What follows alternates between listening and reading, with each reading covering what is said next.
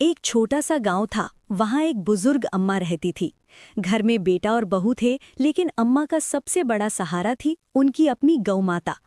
अम्मा रोज अपने हाथों से चारा काटती, प्यार से खिलाती और गौ माता भी दूध सिर्फ अम्मा को ही देती थी, जैसे दोनों में गहरा आत्मिक रिश्ता हो। लेकिन अम्मा का बेटा और बहू बहुत कठोर थे। वे अम्मा पर चिल्लाते, ताने देते, ठीक से खाना भी नहीं देते। जब भी अम्मा रोती, गौ माता अपनी बड़ी सी आंखों से आंसू बहाती, मानो कह रही हूँ, माँ मैं आपके दुख को समझती हूँ। एक दिन बहू बेटे ने निर्दयता की हद पार कर दी। उन्होंने अम्मा को घर से निकाल दिया। अम्मा के जाते ही गौ माता बेचैन होकर रस्सी तोड़ने की कोशिश करने लगी, जैसे अम्मा का हाथ पकड़कर रोकना चाहती हूँ। पर बेटे ने उन्हें बांध दिया। अम्मा गांव के किनारे एक छोटी सी झोपड़ी बनाकर रहने लगी, पर गौ माता ने अम्मा के बिना खाना छोड़ दिया, दूध देना भी बंद कर दिया। बहू बेटे ने गुस्से में गौ माता को खूब मारा। बीच बीच में कहते, दूध नहीं देगी तो क्या फायदा। मार और दुख से गौ माता धीरे धीरे बीमार पड़ गई। एक सुबह तो वे उठ भी ना सकी।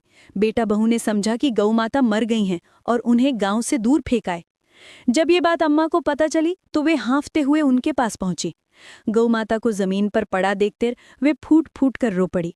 तू ही तो मेरी बेटी थी, मुझे छोड़कर मत जा। अम्मा के आंसू गौ माता के चेहरे पर गिरे।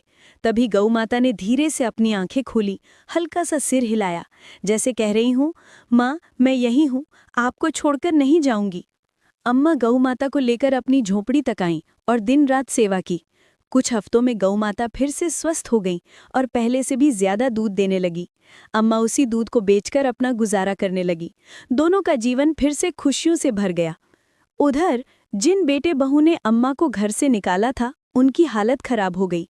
बहू बीमार पड़ गई, बेटा कर्ज में डूब गया। गांव वाले बोले, माँ और गौ माता का अपमान कभी व्यर्थ नहीं जाता, फल देर से सही मिलता जरूर है। अम्मा और गौ माता ने गांव की बेसहारा माताओं और छोड़ी गई गायों के लिए एक छोटा सा आश्रम बनाया, जहां सब मिलकर गौ सेवा करती, दूध बेचकर जीवन चलाती। अम्मा रोज कहती, सच्चा रिश्ता खून से नहीं, दिल से बनता है।